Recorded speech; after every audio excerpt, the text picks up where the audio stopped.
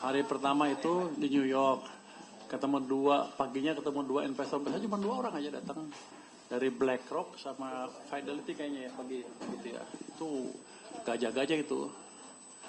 BlackRock tuh berapa 15-14 miliar dolar aset under manajemennya. Fidelity yang bisa dieksekusi 7 triliun dolar. Gede banget. Jadi perusahaan-perusahaan besar, jadi dia mengecek sebetulnya kebijakan fiskal itu masuk akal apa enggak. Yang penting dia pengen lihat messengernya, apakah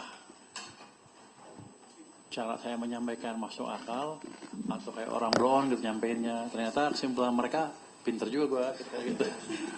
Jadi abis itu keraguan-keraguan terhadap fiskal hilang, defisit segala macam nggak nanya lagi. Mereka nanya macam-macam proyek kita ke depan apa segalanya. Terus yang abis itu setelah itu dapat 4 orang lagi ya, sama di New York. Jadi di New York 2 sesi itu berapa jam udah 4 orang. Pertanyaannya sejenis, mereka ingin lihat apakah betul fundamental ekonomi kita bagus sesuai dengan yang mereka dengar selama ini. Dan sepertinya diskusinya bagus. Jadi diskusinya ramai itu. Saya jelaskan sedikit teori juga tentang yang kita jelaskan di sini dipandang dari sudut ekonomi. Terus besoknya kita ke Washington DC. Pagi ada 17 orang. Itu debat seru, mempertanyakan apa polisi kita dan kita jelaskan seperti apa dan ininya seperti apa. Langkah-langkah kita untuk salah satu yang tanya adalah defisitnya di 3%, subsidinya naik, gimana cara menutupnya? Ya kita jelaskan selama yang kita jelaskan di sini. Kita melakukan hematan sana sini, terus ada income tambahan itu dari ESDM, dari sumber daya mineral ya. Terus kita bilang juga nggak usah takut, kalau ada apa juga kita masih aman karena kita masih punya buffer yang 420 triliun itu. Itu utamanya. Terus kalau dengan IMF World Bank kita kan datang bilateral juga, datang ke IMF, datang ke World Bank, sama sih nanya itu juga apakah kita bisa menjalankan kebijakan yang kita sebutkan selama ini. Kita bisa meyakinkan mereka bahwa itu memang seperti itu. Dan dua-duanya tuh di tengah-tengahnya nawarin bahwa mereka sudah menyediakan uang, ada yang bilang 20-30 miliar dolar untuk memberikan bantuan ke negara yang membutuhkan.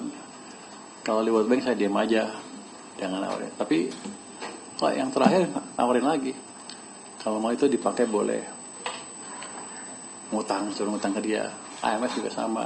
Tapi saya bilang ya itu terima kasih atas tawarannya, tapi sekarang kondisi APBN kita masih bagus dan saya belum butuh itu, dan saya masih punya uang sebesar 25 miliar dolar juga yang kita pegang itu sendiri untuk negara sendiri ya. Mereka kan 25 untuk beberapa puluh negara. Kita punya 25 miliar dolar sendiri untuk gitu. Jadi kondisi keuangan kita masih aman. Itu yang utama kali ya. Tanya deh, apa lagi yang menarik? S&P Pak. S&P. Hari Selasa saya ketemu S&P. Jadi fotonya cukup terbuka. Jadi pas ngomong dia langsung buka. Dia ngomong intinya dulu, habis itu ngomong yang lain-lain. Intinya apa dia bilang? Rating kamu tidak berubah, triple B, outlook stabil. Wah, saya bilang terima kasih. Kan saya kelihatan agak kaget kan. Dia bilang, kamu kelihatannya kaget. Kamu ngarepin turun ya? Gitu dia bilang. Enggak, saya bilang terima kasih. Terus dia tanya lagi sama saya, kamu tahu itu apa artinya? Enggak, saya nggak tahu. Coba tolong jelaskan. Kan kita nanya gitu, belaga bego. Keluar dari dia. Itu artinya selama 2 tahun ke depan rating peringkat kamu nggak akan berubah. Tapi Juni saya akan datang ke sini ke Indonesia ketemu kamu lagi, oke? Jadi bukan untuk baru, untuk diskusi aja kita untuk melihat apakah kita menjalankan apa yang saya ceritakan pada waktu dengan konsisten sampai bulan Juni nanti. Tapi ancaman-ancaman itu nggak ada. Bukannya bilang Juni akan dirubah, enggak. Dia bilang sampai 2 tahun. Entah saya bahasa Inggrisnya bodoh apa enggak gitu, dia bilangnya. Konteksnya seperti itu. Baru kita ngomong Habis tanya gimana ini, gimana standar pertanyaan yang saya biasa Anda tanya saya juga, gimana anggarannya, gimana ini. Ternyata wartawan sini sangat pintar dengan SNP ya, baru tahu gua. Jadi saya tanya udah terlatih. Tanya ini jawab, tanya karena udah biasa jawab kan. Boleh juga loh. Pak, kenapa bisa nggak berubah, Pak? Berarti ada yang konsisten atau yang padahal kan SNP sendiri bilang kita paling rentan, Pak. ASEAN ya. Itu laporan hari Senin, publishnya. Keluarnya, saya diskusi dengan mereka hari Selasa sore. Dia bilang, saya tanya, ini boleh dipublish gak? Pokoknya dia bilang selama kita bilang nggak rahasia boleh. Jadi informasi yang saya sampaikan di pertemuan ini nggak ada yang rahasia. Cuman pertemuan ini rahasia. Gue juga bingung gimana mikirnya tuh. Jadi kita ketemulah orang-orang yang emang melihat peringkat kita. Kenapa jadi lebih kuat? Kenapa jadi percaya? Mungkin cara kita menyampaikan lebih meyakinkan. Kan orang ngelihat. Kalau orang ngomong ragu-ragu kan kelihatan. Terus kita meyakinkan dan dia lihat di belakangnya seperti apa. Clear. Dia tanya beberapa pertanyaan habis langsung. Wah, bahkan bukan tuh. Depannya itu dulu baru tanya pertanyaan untuk memastikan lagi. Sampai akhir pertemuan ya mereka happy. Besoknya lagi kita di US Chambers of Commerce ada tuh bosnya dia, kepala SNP juga. Dia bilang juga mereka bilang SNP berdiskusi dengan saya sehari sebelumnya dengan hasil yang baik ya. Dia bilang great discussion the day before, kayak gitulah. Dan mereka mengundang saya untuk menghadiri acara yang akan SNP di bulan Mei tahun ini ya. Saya tanya acara di mana? Di Jakarta. Ya udah saya datang. Tahu tangganya lu pikir ya, jangan bentrok. Jadi hubungan kita dengan SNP baik dan mereka juga terbuka apa yang mesti kita perhatikan segala macam ya kita akan bereskan itu.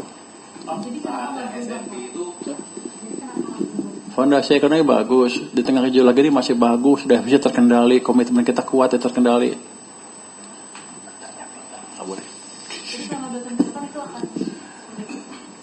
Kalau saya baca sinyal dia bilang gitu, artinya 2 tahun ke depan nggak akan berubah peringkat kamu, mungkin plus bisa negatif, tapi nggak akan berubah peringkat triple B-nya, artinya masih investment grade, surat utang yang dikeluarkan Pak Suminto itu, tapi tetap mereka akan melihat kita on regular basis kan. Kalau untuk saya sih bagus aja, kenapa? Sekalian juga saya bisa beresin program-program yang macet-macet kita jalanin sesuai dengan concern dari SNP ya. Antara lain salah satu concernnya yang sering Anda tanyakan, rasio pembayaran utang ke income-nya. Kan saya akan betulin pajaknya. Jadi bentar lagi pajak kan kita gebrak-gebrak lagi supaya performanya lebih bagus, walaupun sekarang lebih bagus. Salah satu itunya adalah tadi kita 2 bulan pertama tahun ini kan pajaknya tumbuh 30%. Sampai Maret tumbuhnya turun sedikit karena musiman kan, karena libur panjang itu, tapi masih tumbuh 30% dibanding tahun lalu. Itu untuk mereka sinyal yang amat positif.